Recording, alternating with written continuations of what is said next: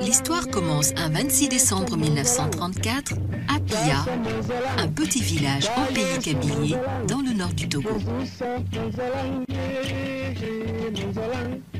Les parents de l'enfant qui vient d'y voir le jour sont loin de se douter qu'il va être promis à un destin tout à fait exceptionnel. Ils l'appellent Gnassingbé Eyadema. Le royaume de son enfance est à la fois un territoire, une langue et un peuple. L'homme a toujours revendiqué de son vivant la fierté de ses origines paysannes et d'être profondément ancré dans cette terre aride et généreuse à la fois, caractérisée par une maigre végétation. L'énergie et l'imagination des paysans, ainsi que leur ténacité et leur amour du travail, l'ont transformé en îlot de fertilité. Des espaces propices à diverses cultures de subsistance seront arrachés aux collines hostiles qui constituent l'essentiel du relief. De ce territoire aride, pays des hommes et des femmes de pierre, maîtres de la terre, confrontés à la présence des montagnes aux versants abrupts, mais aussi à la douceur des cours d'eau, les Kabyliers réussissent à faire un coin de bonheur.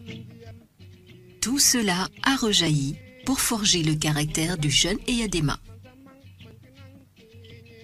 En pays kabylie, se perpétue un système éducatif traditionnel qui socialise très tôt l'enfant par des rites initiatiques. Il prépare à la vie par des séances de lutte qui forgent les caractères et inculque le sens de l'endurance et la solidarité.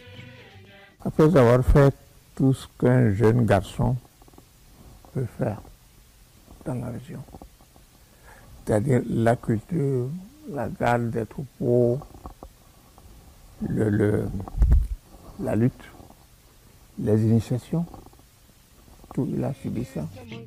Et dans ce domaine, le jeune Gnassingbé Eyadema, qui a perdu très tôt son père et tout dévoué à sa mère, Maman Danida, s'est rapidement mis au-dessus du lot parmi les garçons de sa classe d'âge. C'était un brillant garçon qui était toujours champion pour les luttes traditionnelles et qui avait une intelligence très vive et qui agissait très rapidement dans tout ce qu'il faisait. Eyadema appartient à une famille de travailleurs, de gros travailleurs. D'abord, son père est décédé quand il ne le connaissait pas encore, au cours des travaux forcés pendant le temps colonial chez nous.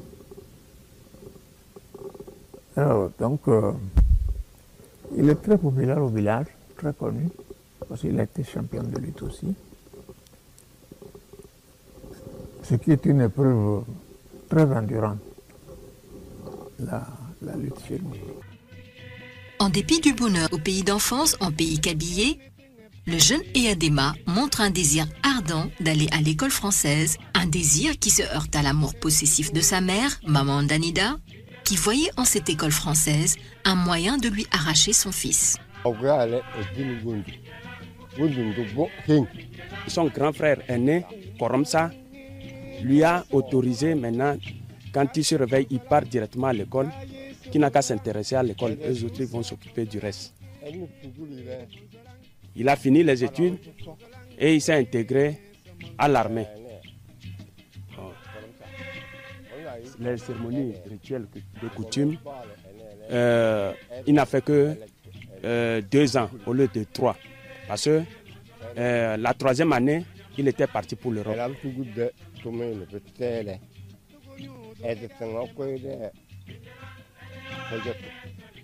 Avant l'ultime étape de son initiation, adolescent, le jeune Eyadema, à 17 ans, s'engage dans l'armée française à titre volontaire. Il est libéré en 1962 avec le grade de sergent-chef. Mais tout au long de son exemplaire parcours militaire, l'homme s'est partout illustré par sa bravoure qui frise la témérité, sa discipline et par un bel esprit de corps. Fréjus en France, champ de bataille en Indochine et en Algérie, Cotonou au Dahomey, Bobo-Dioulasso en Haute-Volta, au Togo, son pays natal. À chacune de ces étapes de sa formation militaire, Gnassingbé Eyadema, du grade de sergent à celui de général, s'illustre comme un passionné du métier des armes, laisse une réputation de meneur d'hommes, d'un soldat ayant le sens de l'initiative et de l'honneur, pétri du devoir de sa patrie, l'Afrique. Que pour la première fois, j'ai rencontré le président Gnassingbé Eyadema, que nous appelons couramment le chef Étienne.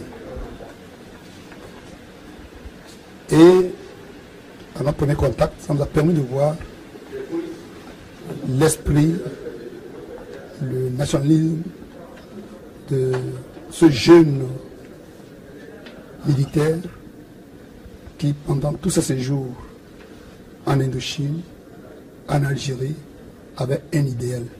À Cotonou, lui, il était sergent-chef. Il commandait casernement. Ainsi donc, le général Eyadema a laissé sur les langues de la postérité l'exemple même d'une fascinante et épique carrière militaire, auréolée de médailles de combattants hors pair.